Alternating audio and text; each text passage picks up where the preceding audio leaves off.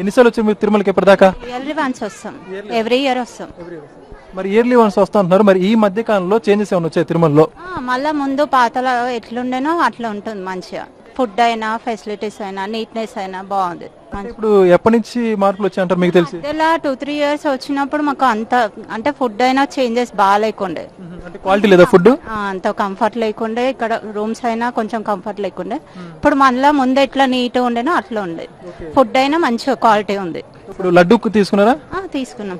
Laddu quality కూడా బాగుంది, ముందట్లా ఉంది. అన్నప్రసాదంలో వడ ఎక్స్ట్రా యాడ్ చేశారంట, తీసుకున్నారా? బాగుంది, బాగుంది, టేస్ట్ బాగుంది. అంటే ఇప్పుడు రూమ్ ఫెసిలిటీస్ కానీ, సెక్యూరిటీ సంబంధించి తోపులు అట్లా అవన్నీ లేకుండా, గందరగోళం లేకుండా ఉందా? ఉంది, అన్ని మంచిగా ఉన్నాయి, అన్ని ఫెసిలిటీస్ బాగున్నాయి. ముందు మధ్యలో అట్లా అయిన ఉండే కానీ కొంచెం అన్ని ఇప్పుడు మళ్ళీ మంచిగా నార్మల్ గా వచ్చేసినాయి అన్ని. మొత్తానికి మీరు శ్రీవారి భక్తురాలుగా ఇప్పుడు సాటిస్ఫాక్షన్ ఉన్నారా? చాలా. పెద్దలు మీరు చెప్పండి, ఎలా ఉంది? చాలా బాగుంది సార్.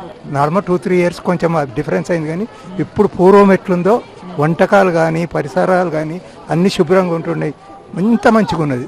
అంటే కొంతమంది ఏం బాగోట్లేదు మధ్య మెయింటెన్స్ అంటున్నారు, కొంతమంది అలా కూడా వస్తున్నాయి. 2-3 years అయింది అది, కానీ ఇప్పుడు మాత్రం చాలా బాగుంది. అప్పటికన్నా చాలా బాగుంది, ముందటికన్నా ఎక్కువ మంచిగా ఇంప్రూవ్ చేశారు.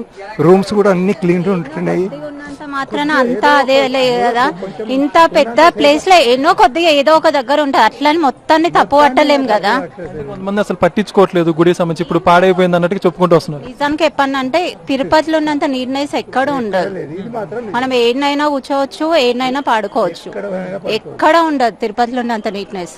ఏడైనా కూర్చోవచ్చు, మధ్యలో ఎన్నో ఇక చిన్న చిన్న, ఇక్కడ ఇంత పెద్ద ప్లేస్ మెయింటైన్ చేస్తుండే అది గ్రేటే.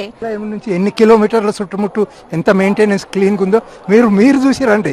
మేము చెప్పడం వేరు, అయినా ఎవరో ఒక రోజు వచ్చి ఎక్కడో ఏమోనో చూసి అదంతా ఖరాబ్ ఉన్నదని చెప్తే ఇక వాళ్ళ మాటలు పట్టుకొని మీకు చెప్పేది మేమేముంది చెప్పండి.